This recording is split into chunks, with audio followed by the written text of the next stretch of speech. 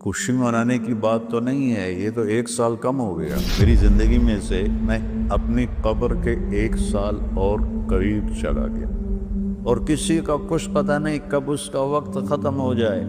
ایک دن اس کا الٹ ہو جائے گا، بچتے بچتے مر جائے۔ کتنے نوجوان کیا بوڑھے کیا موبائل سے کھیل کھیل اپنی زندگی برباد کر رہے ہیں، گیموں میں زندگی برباد کر رہے ہیں، چیٹنگ میں زندگی برباد کر رہے ہیں۔ ویسے تو نئے سال میں کوئی نئی چیز نہیں، وہی جنوری آ گیا جو پچھلے سال آیا تھا، وہی فروری آئے گا جو پچھلے سال تھا، وہی مارچ آئے گا جو پچھلے سال تھا، وہی سردی ہے جو پچھلے سال تھی۔ کچھ بھی نہیں بدلتا، صرف ہندسہ بدلتا ہے، باقی سال میں تو نئی کوئی بھی چیز نہیں ہے۔ موسم بھی وہی ہیں، دن رات بھی وہی ہیں، بارش آندھیاں بھی وہی ہیں، دریاؤں کی روانی، ہمارے تو دریا خشک ہو گئے، وہی پہاڑوں پہ برف ہے، وہی آبشاریں ہیں، وہی چشمے ہیں، وہی پرندوں کی ڈاریں ہیں، وہی رات کا اندھیرا ہے، وہی دن کا اجالا ہے، وہی صبح و شام ہے، وہی کہیں رونا ہے، کہیں ہنسنا ہے، کہیں دکھ ہے، کہیں سکھ ہے، کہیں ظالم ہے، کہیں مظلوم ہے، کہیں بدکار ہے، کہیں نیکوکار ہے، کہیں دھوکے باز ہے، کہیں دیانتدار ہے۔ ہر چیز تو اسی طرح چل رہی، تو تبدیلی کیا ہوئی ہے؟ اور کتنے پاگل پن کی بات ہے کہ خوشی منائی جاتی ہے۔ خوشی منانے کی بات تو نہیں ہے، یہ تو 1 سال کم ہو گیا میری زندگی میں سے۔ میں اپنی قبر کے 1 سال اور قریب چلا گیا، تو بدلا تو کچھ بھی نہیں۔ یہ جنوری شروع ہو گیا، پھر فروری آ جائے گا، پھر چلتے چلتے پھر دسمبر آ جائے گا، پھر ایسے موسم گم ہو جائے گا، اور ہماری زندگی کا 1 سال اور گھٹ جائے گا۔ کچھ چیزیں یاد رہ جاتی ہیں، حادثات، واقعات، باقی آدمی سب کچھ بھلا دیتا ہے۔ اتنی عمر گزار کے ماضی میں دیکھیں تو کچھ یاد ہے، اکثر بھول گیا ہے۔ البتہ پچھلے سال کا جو میرے بیٹے کی وفات کا حادثہ ہے، وہ شاید مجھے موت ہی بھلائے گی، اس سے پہلے تو بھولنے کا کوئی شکل نظر نہیں آتی۔ اس کا وقت تھا، وہ چلا گیا۔ تو 2023 تو میری زندگی میں ہمیشہ ہی مجھے دکھ دیتا رہے جب تک میری زندگی باقی ہے۔ تو وقت ایک بہت بڑی دولت ہے۔ جن جن چیزوں سے وقت پیدا ہوتا ہے، اللہ نے سب کی قسم اٹھائی ہے۔ ہر وہ چیز جو وقت کے بننے میں استعمال ہو رہی ہے، اللہ اس کی قسم اٹھا رہا ہے، یہ بتانے کے لیے کہ یہ جو سانس ہے نا، اب یہ کبھی واپس نہیں آئے گا۔ گئی دولت واپس آ جاتی ہے، گئی صحت واپس آ جاتی ہے، گری عمارت دوبارہ بن جاتی ہے، لیکن یہ جو سانس وقت نے لیا ہے واپس نہیں آ سکتا ہے۔ دن اور رات کتنے بڑے ڈاکو ہیں کہ علل اعلان ہماری زندگی کو کھاتے جا رہے ہیں، کھاتے جا رہے ہیں، کھاتے جا رہے ہیں۔ کوئی ہمارے 100 روپے جیب سے نکالے تو ہم کہتے ہو یہاں جمعے میں آ جاتے ہیں جیب کترے، وہ موبائل نکالتے ہیں، اور جو میرا موبائل نکل گیا، ذرا ہوشیار بھی رہنا، پتہ نہیں آئے نہ بیٹھے ہوئے تو وہ میرا موبائل نکل۔ لیکن یہ سانس، ایک لمحہ جو نکلا ہے، اسے تم واپس نہیں لا سکتے۔ سورج چاند کی گردش الٹی نہیں ہو سکتی۔ تو اس کی اہمیت بتانے کے لیے اللہ تعالیٰ نے ان ساری چیزوں کی قسم اٹھائی۔ والشمس وضحاها والقمر اذا تلاها والنہار اذا جلاها واللیل اذا یغشاها والسماء وما بناها والارض وما طحاها ونفس وما سواها۔ 7 چیزوں کی اکٹھی قسم اٹھائی ہے اللہ تعالیٰ نے۔ سورج کی قسم، چاند کی قسم، دن کی قسم، رات کی قسم، آسمان کی قسم، زمین کی قسم، اور اے انسان تیری جان کی قسم کہ وقت نے تجھے گھیرا ہوا ہے اور تجھے کھینچ رہا ہے، کھینچ رہا ہے، کھینچ رہا ہے۔ ہر ٹک ٹک ٹک یہ کلہاڑے کی طرح میری زندگی کے درخت کو کاٹ رہی ہے، کاٹ رہی ہے، کاٹ رہی ہے، کاٹ رہی ہے، اور پتہ بھی نہیں چلتا، اور کسی کا کچھ پتہ نہیں کب اس کا وقت ختم ہو جائے۔ میں اپنے بارے میں تو سوچتا تھا کہ 70 سال کا ہو گیا ہوں تو اب میری زندگی مطلب جامن دا ویلا نیڑے ہی ہے، لیکن وہ عاصم پہ وقت آ گیا کہ 36 سال کا نوجوان اور اتنا صحت مند کہ 30 کلومیٹر مسلسل دوڑنے کی طاقت تھی اس کے اندر، 30 کلومیٹر ایک سانس میں دوڑتا تھا، اور خانپور ڈیم کو 1 گو میں اس نے کراس کیا اور آر پار کیا۔ اس کے اوپر موت کا حکم آ گیا تو کچھ پتہ نہیں ہے۔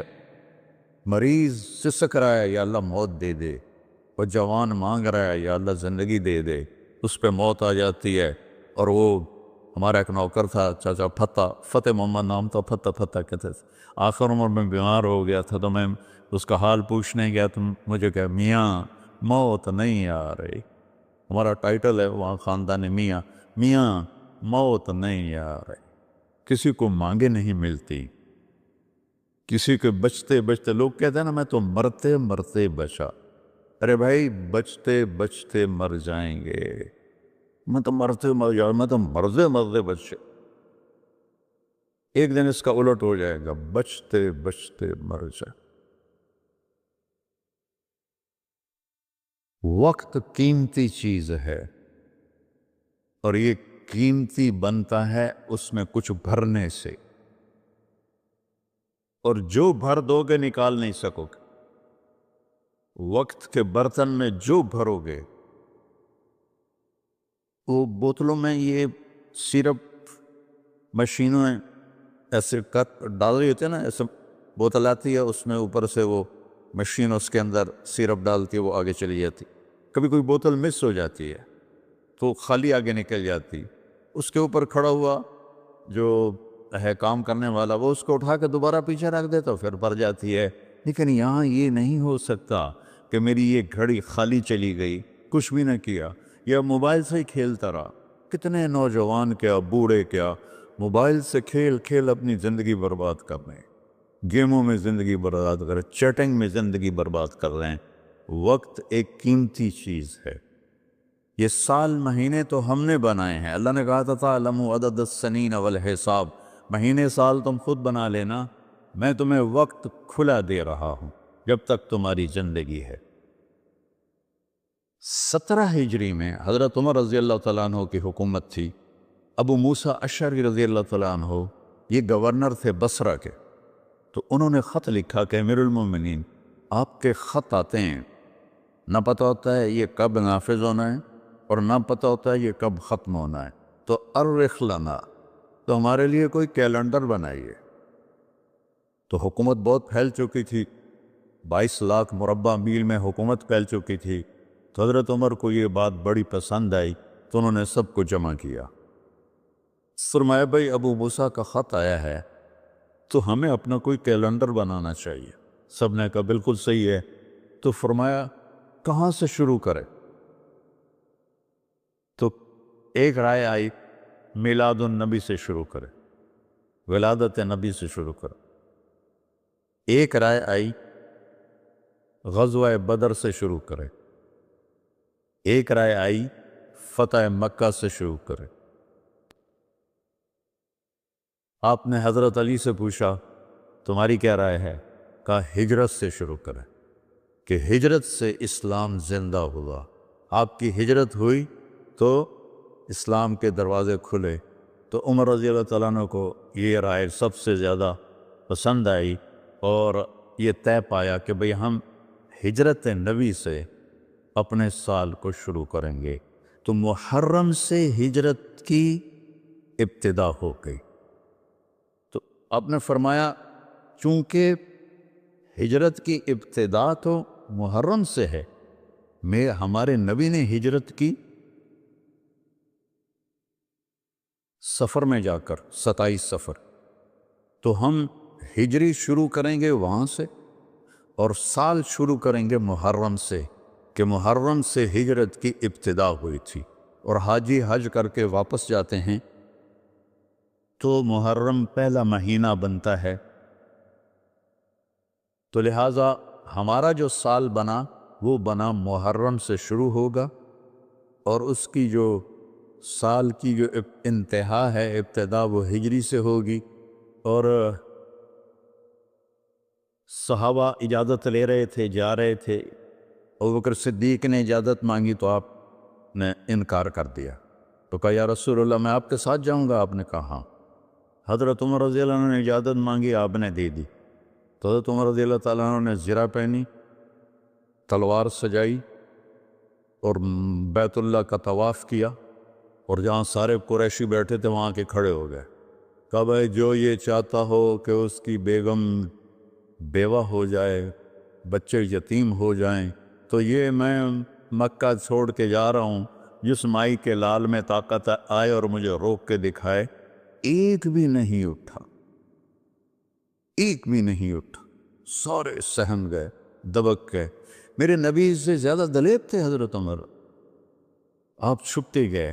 حضرت عمر کا فعل سنت نہیں بننا تھا، میرے نبی کا فعل سنت بننا تھا۔ کمزوری کے وقت میں کیا کرنا ہے ہمیں طریقہ سکھانے کے، ورنہ جبریل ایسے براق پہ بٹھاتے اور جا کے مدینے اتار دیتے۔ امت کو سبق دینا تھا، جب تم کمزور ہو تو پھر اس وقت تم نعرے بازی نہ کرو، اپنی طاقت کو حاصل کرو۔ نعروں سے بھی کبھی کوئی قوم فتح ہوتی، اور بد دعاؤں سے بھی کبھی کوئی قوم برباد ہوتی، ہمارے جیسوں کی بد دعائیں۔ تو اپنی اصلاح کمزوری کے وقت میں وہ کرو جو میرے نبی نے کر کے دکھائے، کمزوری کے وقت میں وہ نہ کرو جو بدر میں انہوں نے کر کے دکھایا۔ اس وقت سارا باطل ہم پر چھایا ہو، ہمیں تو ایک جہاز کا پرزہ بھی بنانا نہیں آتا، تو وہ کتنے بے وقوف ہوں گے جو کہیں ہم کو نہیں ذرا پرزہ دے گا جو توڑو تو ہی بم سٹنا ہے۔ کیا خیال ہے دیں گے وہ؟ جب تک ہم اپنے وسائل پہ، جب تک ہم اپنے علم میں، دیکھو چائنا والوں نے جا کے انگلینڈ میں علم نہیں سیکھا، امریکہ میں علم نہیں سیکھا۔ ہمارا ہر محکمہ، چاہے وہ فوج ہو چاہے وہ سول ہو، امریکہ جا رہے ہیں، انگلینڈ جا رہے ہیں سیکھنے کے لیے۔ ارے دشمن بھی کبھی سکھائے گا کچھ؟ ہم خود تراشتے ہیں منازل کے سنگ میل، ہم وہ نہیں ہیں جن کو زمانہ بنا گیا۔ جاپان نے کوئی جا کے انگریزی سیکھی تھی، چائنا نے انگریزی سیکھی تھی۔ انگریزی سیکھنا کوئی منع نہیں ہے، ایک زبان ہے، سیکھو، لیکن اس کو بڑائی اور عزت کا معیار بنا لیں، کیا ظلم و ستم ہے یارو۔ اپنے علم میں خود مختار بنو گے، اپنی طاقت حاصل کرو گے، اللہ سے تعلق بڑھاؤ گے، پھر نعرے لگاؤ۔ ایسے زندہ باد مردہ باد کیا فضولیات، مسجدوں میں اتنا شور مچ جاتا ہے، زندہ باد مردہ باد۔ حضرت عمر رضی اللہ تعالیٰ نے دیکھا دو آدمی مسجد نبوی میں اونچی اونچی بات کر رہے تھے، تو آپ نے ایک کنکر اٹھایا اور ان کو ایسے پھینکا، جب ان کے سامنے گرا تو انہوں نے مڑ کے دیکھا، تو حضرت عمر نے ایسے اشارے سے بلایا مسجد نبوی میں، تو وہ آ گئے، کہا کہاں سے آئے ہو؟ کہا یہ طائف سے۔ کہ اگر تم مدینہ کے ہوتے تو مار مار کے تمہارے چہرے میں خونی کر دیتا، تم نبی کی مسجد میں اونچی آواز سے بول رہے۔ یہ ساری مسجدیں مسجد نبوی سے جڑی ہوئی ہیں، بیت اللہ سے جڑی ہیں، ان میں نعرے کبھی زندہ باد کبھی مردہ آباد، یہ کیا امت نے طریقہ اپنا لیا ہے۔ سلطان عبد المجید نے جب مسجد نبوی بنائی، جو سیکنڈ لاس تھا ترکی بادشاہ، تو اس نے ساری دنیا سے کاریگر بلائی، ان کو استنبول میں ایک بستی میں ٹھہرایا اور کہا اپنے ہر ہنر والا اپنے بچے کو حافظ بنائے اور اپنا ہنر سکھائے۔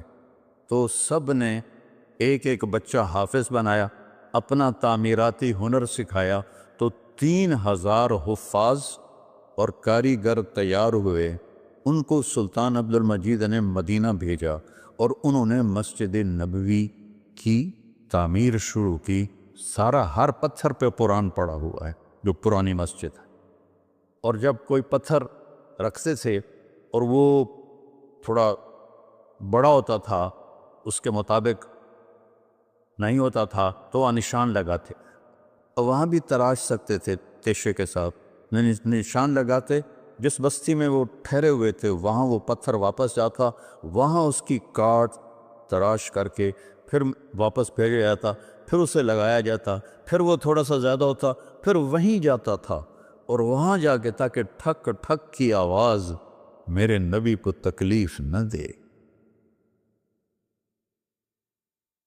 میرے نبی تو اپنی قبر میں زندہ ہے تاکہ ان کو تکلیف نہ ہو، تو پھر اس کو واپس لا کے پھر جوڑا جاتا تھا۔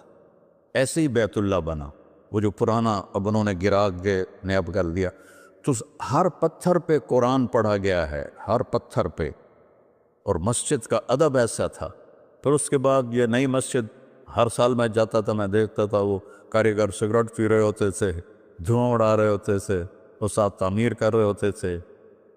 نہ وہ عشق میں رہیں گرمیاں، نہ وہ حسن میں رہیں شوخیاں، نہ وہ غزنوی میں تڑپ رہی، نہ وہ خم ہے زلف ایاز میں۔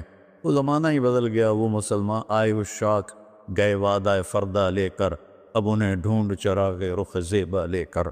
تو ہمیں قمری سال دیا گیا، اس کی وجہ مجھے سمجھ آئی 2014 میں جب میں ناروے گیا، اور ناروے میں ہے اینڈ آف دا ورلڈ، شمال میں and of the world Norway میں ہے۔ میں وہاں گیا، اس علاقے میں 2 مہینے سورج نکلتا نہیں اور 2 مہینے ڈوبتا نہیں، تو کیلنڈر جو شمسی ہے وہ فیل ہو جاتا ہے۔ رات ہے لیکن سورج نکلا ہوا پتہ نہیں دن ہے یا رات، دن ہے سورج نکلا ہوا پتہ نہیں دن ہے یا رات ہے۔ تو کئی علاقے ہیں ایسے اوپر شمال میں جہاں سورج کا کیلنڈر فیل ہو جاتا ہے۔ تو 3 گھنٹے کا اوسلو سے جہاز تھا، آگے 5 گھنٹے کا موٹر کا سفر تھا، 8 کلومیٹر کی سرنگیں تھیں، اور پھر آخری بستی مچھروں کی تھی، وہاں سے پھر 1.25 گھنٹہ آگے موٹر کا سفر تھا۔ تو جب ہم وہاں پہنچے تو وہ جون جولائی سورج ڈوبتا نہیں، 1 اگست کو ڈوبنا شروع کرتا ہے، اور ہم 4 اگست کو پہنچے، اور شروع میں بس 1 تاریخ کو ایسے ڈوبتا ہے ایسے نکل آتا ہے، پھر 2 کو تھوڑا سا وقفہ کرتا ہے، 3 کو تھوڑا سا وقفہ کرتا ہے، 4 اگست کو 20 منٹ کی رات تھی، چونکہ میں 4 اگست کو کیوں مجھے یاد ہے، 4 اگست کو 20 منٹ کی رات، اور ہم وہاں پہنچے تو ابھی ہم نے مغرب بھی پڑھنی تھی، عشاء بھی پڑھنی تھی، اور سورج نکلنے سے پہلے فجر بھی پڑھنی تھی۔ تو یہ ایک انوکھا واقعہ میرے ساتھ آیا ہے جو شاید ہی کسی اور کے ساتھ پیش آیا ہو، یا میرے ساتھ جو ساتھی تھے وہاں میں بھاگا، اور ریلنگ تھی اس کے ساتھ کھڑے ہو کر میں نے اذان دی۔ مجھے اللہ کی مخلوق کو 2 دفعہ دیکھ کے ہیبت طاری ہوئی۔ ایک ماؤنٹ ایورسٹ کو دیکھا کہ وہ پوری طرح ننگا تھا، چوٹی خالی تھی، دیکھ کر میں بالکل گم ہو گیا، جس کے تیر اتنے بڑے ہوں وہ اللہ کتنا بڑا ہوگا۔ اور ایک وہ جب میں اینڈ آف دی ورلڈ پر پہنچا تو اس کا وہ منظر دیکھ کے میں گم ہو گیا۔ میں نے اذان دی، ٹھنڈی ہوا چل رہی تھی، تو میں نے قبلہ دیکھنا چاہا تو چاند سامنے چمک رہا تھا، سورج فیل ہو گیا تھا، چاند چمک رہا تھا۔ تو آج سمجھ میں آیا کہ اللہ نے ہمیں چاند کا کیلنڈر کیوں دیا ہے، کہ میرا نبی سارے زمانے کا نبی ہے۔ جہاں سورج نہیں نکلتا اور جہاں سورج کئی مہینے نہیں ڈوبتا، اگر وہاں کوئی مسلمان ہیں تو دن رات کا حساب کیسے لگائیں گے؟ چاند کو دیکھ کر۔ میں نے چاند دیکھا، واہ واہ اب یہ رات کھڑی ہے، تو وہ قبلہ فٹ کیا، مغرب کی نماز پڑھی۔ مغرب عشاء اکٹھے پڑھنا تو مسافر کے لیے جائز ہے باقی ائمہ کے نزدیک، تو پہلے مغرب پڑھی، پھر عشاء پڑھی، پھر ساتھ ہی میں نے فجر کی اذان دی۔ ہاں عشاء پڑھی، 1 وتر پڑھنا بھی سنت ہے، تو میں نے کہا بھائی آج ہکو وتر پڑھو کدیں فرض نہ نکل جاوے، تو 1 وتر پڑھا۔ پھر میں نے فجر کی اذان دی، ٹک ٹک ٹک ٹک 2 سنتیں پڑھی، پھر والعصر انا اعطینا سے میں نے فرض نماز پڑھائی، اور بیٹھے تھے کہ سورج آ کے السلام علیکم۔ تو وہاں جا کے مجھے یہ بات سمجھ میں آئی کہ اللہ نے ہمیں چاند کا کیلنڈر کیوں دیا ہے. یہ کہیں بھی ناکام نہیں ہوتا، کہیں فلاپ نہیں ہوتا. سورج کا کیلنڈر کتنی جگہ ہیں دنیا میں جہاں فلاپ ہو جاتا ہے، ناکام ہو جاتا ہے.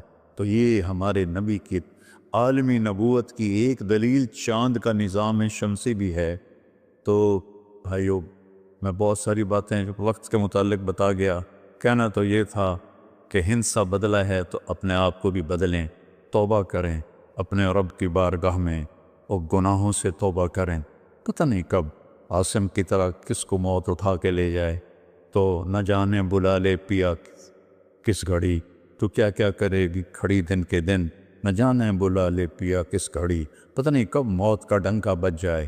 تو بھائیو، اس سے پہلے توبہ کرو، اپنے رب کی بارگاہ میں جھکو، فرائض ادا کرو، 5 نمازیں پوری پڑھو، جھوٹ نہ بولو، سچ بولو، دھوکہ نہ دو، دیانتداری سے چلو، بدکاری نہ کرو، نکاح کرو، یہ نشے نہ کرو، حلال پیو، حلال کھاؤ، حرام نہ کماؤ، حلال کماؤ. ماں باپ زندہ ہیں تو ان کے آگے اف بھی نہ کرو. بیوی بچوں سے حسن سلوک رکھو، روب جمانا نہیں. ماں باپ سے کہتا ہوں، اولاد کی عزت کرو، اولاد کو عزت دو، انہیں ڈانٹ ڈپٹ سے نہ چلاؤ، پیار سے چلاؤ. اولاد سے کہتا ہوں، ماں باپ کے آگے اف بھی نہ کرو کہ وہ تمہاری جنت ہیں، وہ تمہاری جنت کے دروازے ہیں. اور اپنی کمائیوں میں حلال رکھو. ایک دوسرے سے لڑے ہوئے ہو تو صلح کر لو، کہ اللہ پاک کو آپس کا لڑنا بالکل پسند نہیں ہے. اور اب یہ سیاست کا بازار گرم ہو رہا ہے، یہ نہیں منافقت ہے، منافقت کے سوا کچھ نہیں ہے. اس سے دور ہی رہو تو اچھا ہے.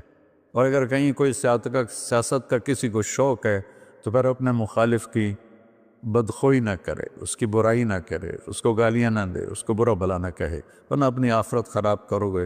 یہ ایم پی ایم این اے ٹکے ٹکے بک رہے ہیں تو ان کی کیا حیثیت؟ آج کل کے وزیروں کو کون پوچھا؟ وزیر اعظم کو کوئی نہیں پوچھتا، تو وزیروں کو کس نے پوچھنا؟ جب میں لاہور پڑھتا تھا تو مغربی پاکستان ہوتا تھا ایک صوبہ، اور اس کا گورنر تھا امیر محمد خان اکیلا، اور پورے مغربی پاکستان کے 11 وزیر. ان کا روب بھی تھا، ان کے پاس پاور بھی تھی، ان کا پروٹوکول بھی تھا، وہ دیانتدار بھی تھے. کیا کریں؟ اپنے اوپر ہی روئیں، آنسو بہائیں. تو بھائی توبہ کرتے ہو سارے؟ کہو میرے ساتھ، یا اللہ میری توبہ. پھر کہو یا اللہ میری توبہ. پھر کہو یا اللہ میری توبہ. انشاءاللہ ہماری توبہ قبول ہوگی. اور اگر کبھی ٹوٹ جائے پھر توبہ کر لینا، اللہ پھر معاف کر لے گا.